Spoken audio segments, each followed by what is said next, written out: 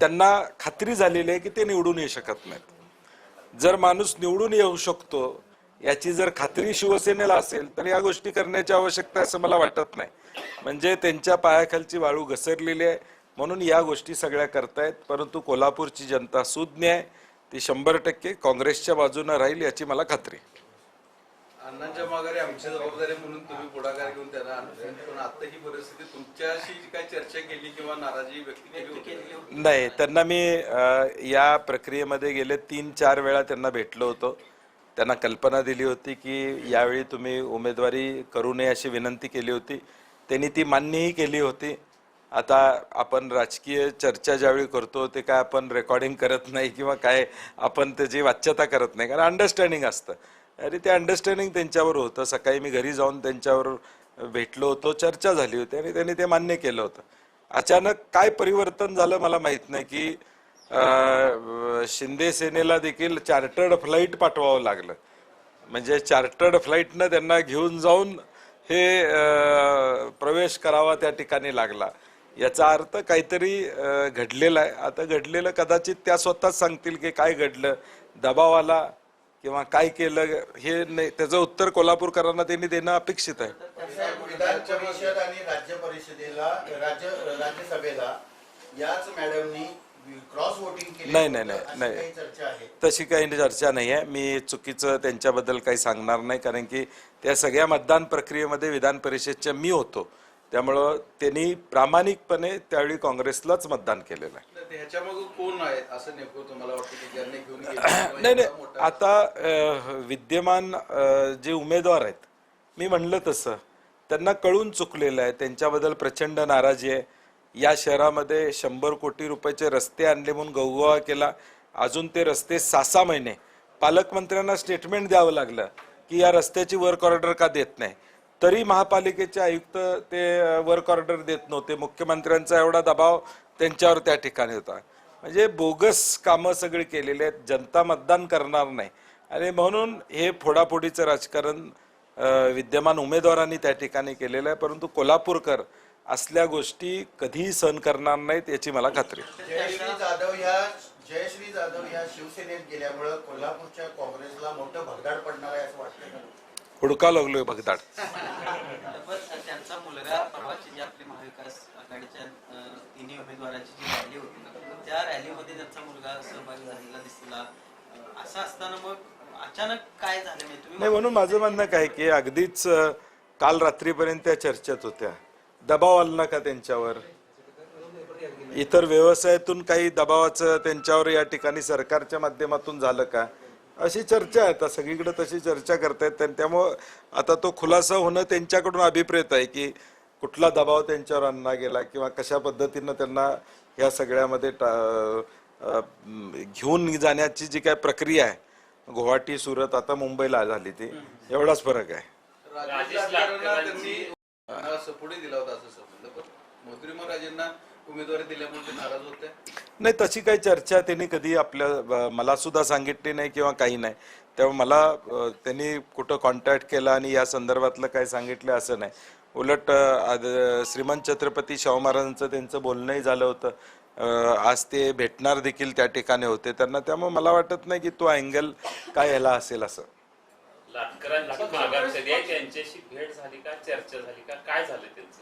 एक चर्चेचा राऊंड आम्ही केलेला आहे, आता दुसरा राऊंड चर्चेचा करण्याचा प्रयत्न आमचा चालू आहे आणि आम्हाला विश्वास आहे की या सगळ्या ध्रुवीकरणाच्या राजकारणात राष्ट्र सेवा दलाचा कार्यकर्ता आहे राजू लाटकर, तो दुसरा कुठलाही विचार करणार नाही याची मला स्वतःला खात्री आहे।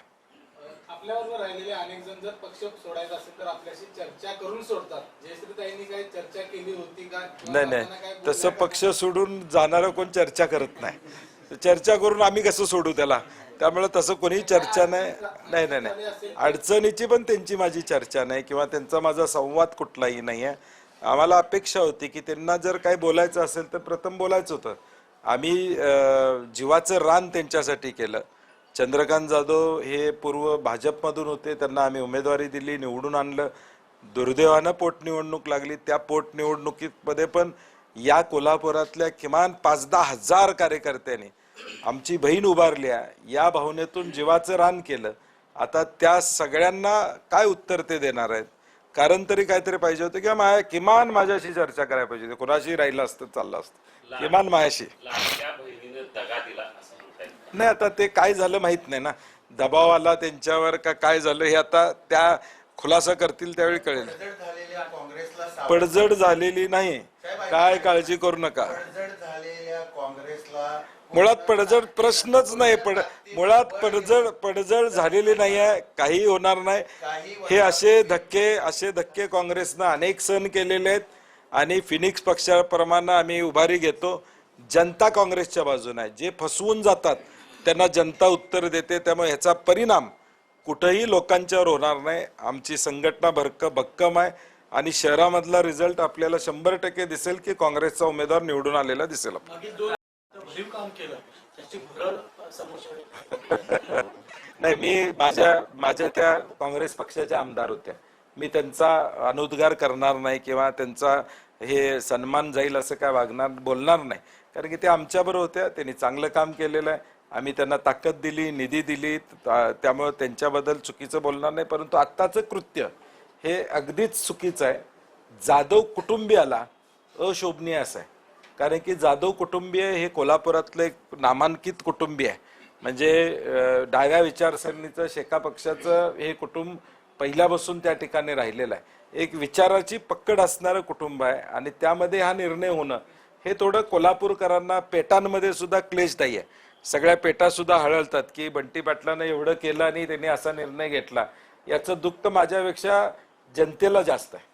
लाटकर यांना उमेदवारी दिल्यानंतर झाला विषय ते झाला. लाटकर यांना उमेदवारी दिल्यानंतर नगरसेवकांची नाराजी पाहायला मिळाली.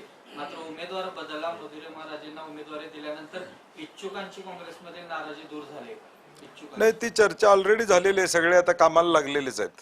साहेब, मुंबई महापालिकेतील रवी राजा यांनी पण आज भाजपमध्ये प्रवेश केलाय. भाजप कुठेतरी निष्ठावंतांना आमिष दाखवते असं वाटतं. नाही, ते पूर्वी सुद्धा उभारले होते आणि त्यांचा पराभव त्या ठिकाणी झाला होता. चांगला कार्यकर्ता आहे रविराजा, आणि ज्यावेळी आमची चर्चा झाली त्यावेळी नवा चेहरा त्या मतदारसंघामध्ये द्यावा, रिपीट करायला नको, आणि म्हणून मुंबई काँग्रेसनं तिथं नवा चेहरा देण्याचा प्रयत्न केला. शेवटी आता प्रत्येकाला इच्छा असती 2दा 3दा, आता 2दा पराभव झाल्यानंतर तिसऱ्यांदा पक्ष सुद्धा विचार करतो की आता तिसऱ्या ट्रायल आपण दुसरी घेतली पाहिजे. असं अनेक ठिकाणी घडतं. भाजपमध्ये सुद्धा घडलेलं आहे, शिवसेनेमध्ये सुद्धा घडलेलं आहे. उमेदवारीचा निकष लावताना आपण तो व्यवस्थित लावतो आणि म्हणून ते नाराजीतून गेलेले आहेत. त्यामुळं फार आता हे चालू राहणार. आता इलेक्शन होईपर्यंत वर खाली. जयश्री जाधव यांच्या या निर्णयाची खंत तुम्हाला वाटते का? कारण ज्या पद्धतीने त्याने नाही, 100% खंत आहे, कारण की त्यांचं कुटुंब मी म्हणलं तसं कोल्हापुरातील एक नामांकित कुटुंब आहे आणि त्या कुटुंबातल्या व्यक्तीनं असा निर्णय घेणं हे दुर्दैव आहे. तुम्ही मगाशी व्यावसायिक याच्यातून दडपण वगैरे आलेला नाही, माझा म्हणण्याचा उद्देश होता काय दडपण आहे त्यांनी खुलासा केला पाहिजे.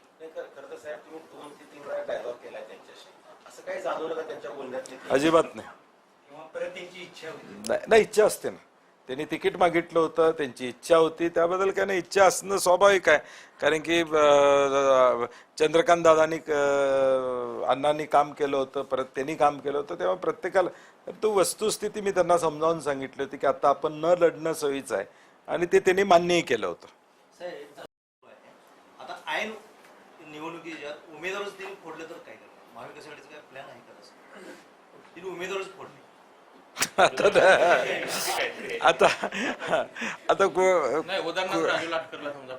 नाही, तसं आता जर तरच्या चर्चा करण्यात पॉइंट नाही.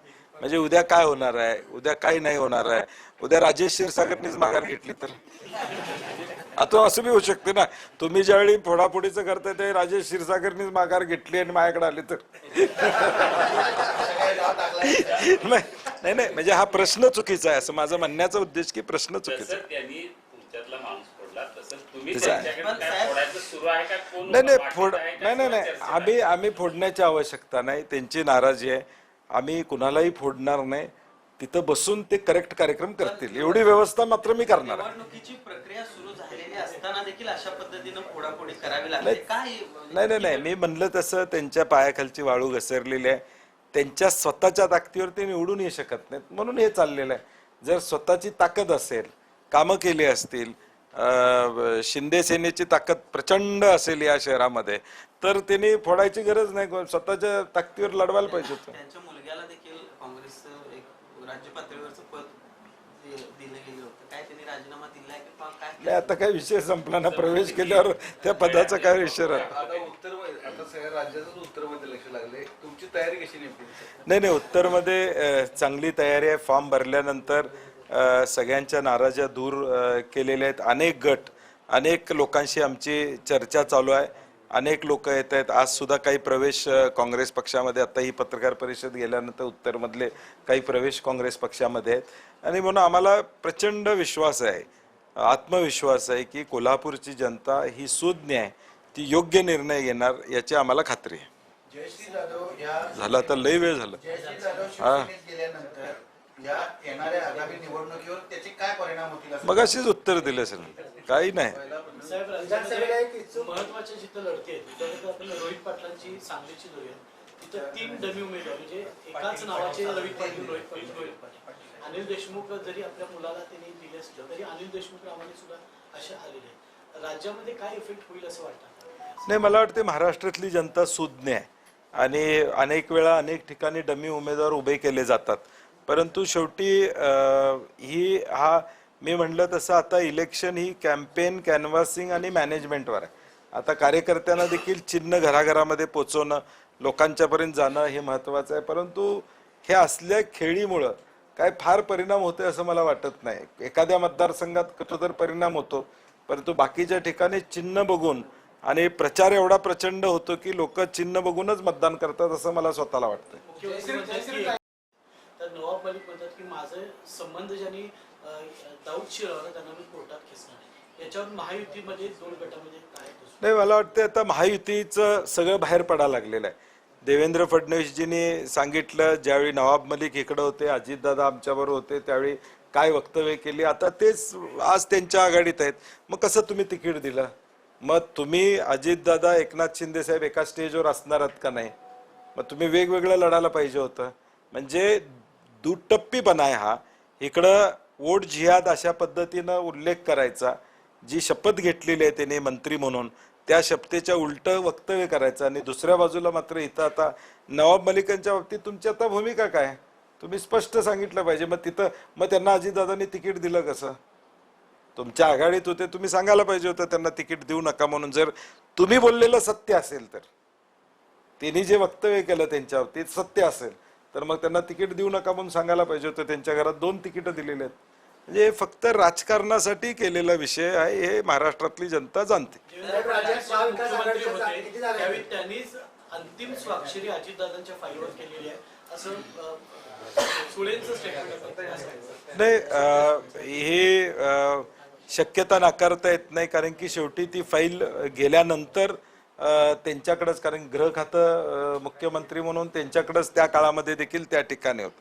आणि मुळात विषय येतोय की ही सिक्रेट फाईल त्यांना दाखवली कशी? कारण की फडणवीस साहेब म्हणले की मला ती दाखवली गेली दादांना, तर ते दादा त्यावेळी विरोधी पक्ष नेते होते, कशी त्यांना दाखवली गेली असे अनेक प्रश्न आहेत.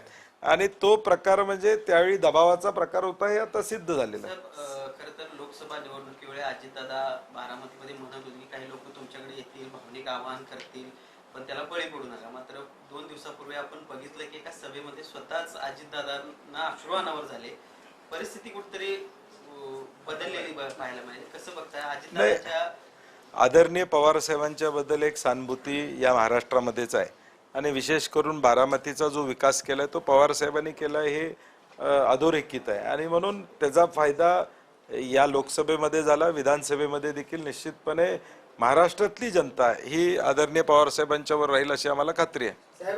लय झालं ते 30 सेकंडचं न्यूज तुम्ही आता. सतेज पाटलांना आम्ही कोंडीत पकडलं, हे महायुतीला दाखवून द्यायचं आहे का की या पक्षप्रवेशाच्या निमित्ताने?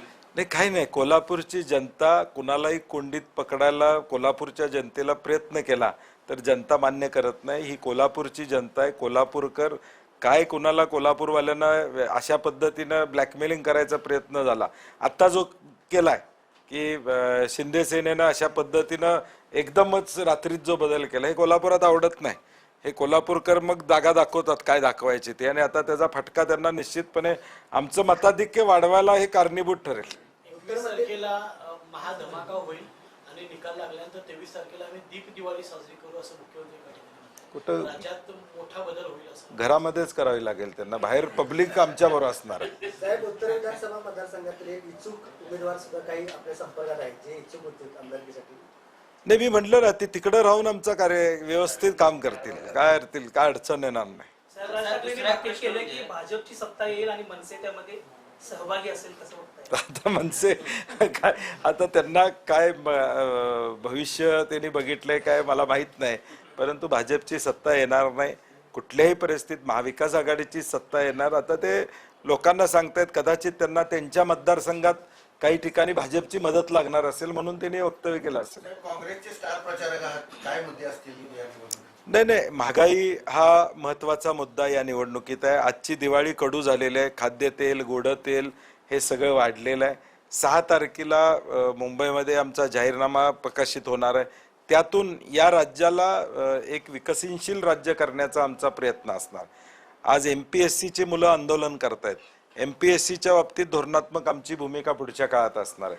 सोयाबीनच्या शेतकऱ्याला भाव मिळालेला नाही त्या संदर्भातले विषय आहेत, रोजगाराचा विषय, आज सगळे उद्योग गुजरातला चाललेले आहेत त्या संदर्भातले विषय असतील. आणि एकूणच अविश्वासाचं वातावरण जे या राज्यामध्ये निर्माण झालंय त्याला विश्वासाचं सरकार देणं ही आमची जबाबदारी असेल. धन्यवाद. राज्यात प्रचार आम्ही मागेची भविष्यवाणी करता येणार नाही. राहुल गांधी प्रियांका गांधींच्या कोल्हापुरात काय सभा होणार आहे? नाही, आमचा प्रयत्न चालू आहे. आता 4 तारखेनंतर माघारी झाल्यानंतर कुणाकुणाच्या सभा होतील, कारण की एका टप्प्यात मतदान असल्यामुळं आता त्या सभांचं नियोजन 4 तारखेनंतर आमच्या वॉर रूम मधून होईल आणि आम्हाला निश्चितपणे एखादी मोठी सभा इथं होईल. आपला शुभारंभ कधी आहे?